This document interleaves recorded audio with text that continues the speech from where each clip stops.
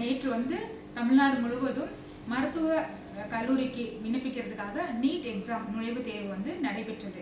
இந்த நீட் தேர்வில் பல இடத்துல வந்துட்டு சென்டர் மாறி போய் பசங்க வந்துட்டு அந்த பதட்டத்தில் ரொம்ப ஒரு மாதிரி நம்ம எங்கே எக்ஸாம் எழுத முடியாமல் போயிருமோ அப்படின்னு சொல்லி வருத்தத்தோட அழுகையோடு இருந்தாங்க. அந்த மாதிரி நேரத்தில் நம்மளுடைய காவல்துறை வந்து ரொம்ப பயங்கரமாக துடிப்பாக வேலை செஞ்சு அவங்களுடைய வாகனங்கள் மற்றும் அந்த பைக்லலாம் இன்ஸ்பெக்டர் அந்த மாதிரி போக்குவரத்து காவல்லாம் வந்துட்டு அவங்க பிள்ளைங்களை கரெக்டாக கூட்டிகிட்டு போய் ரொம்ப ஃபாஸ்ட்டாக போய் அந்த தேர்வு மையத்தில் உள்ளே கொண்டு போய் அனுப்பி எக்ஸாம் எழுத வச்சாங்க. அதே மாதிரி ஒரு சில இடத்துல வந்துட்டு ஒரு ஒரு ஒரு ஒரு பெண் வந்துட்டு அந்த பெண்ணுக்கு வந்து நிறைய பட்டன்ஸ் இருக்குன்னு சொல்லிட்டு அந்த பொண்ணு வந்துட்டு ட்ரெஸ்ஸு வேற ஒரு பெண் காவல் அதிகாரி வந்துட்டு அவங்க பைக்கில் கடைக்கு கூட்டிகிட்டு போய் ட்ரெஸ் சேஞ்ச் பண்ண வச்சு கரெக்டான டைமில் கூட்டிகிட்டு வந்து எக்ஸாம் எழுத வச்சாங்க.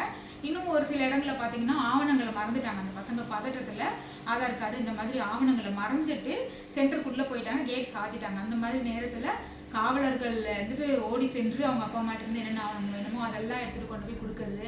இந்த மாதிரி நேற்றுக்கு பார்த்தீங்கன்னா தமிழ்நாடு முழுவதும் எல்லா இடத்துலையுமே வந்துட்டு நம்மளுடைய பெற்ற பிள்ளைகள் மாதிரி காவல்துறை வந்து பொறுப்போடனையும் அக்கறையோடனையும் எடுத்து பண்ணாங்க.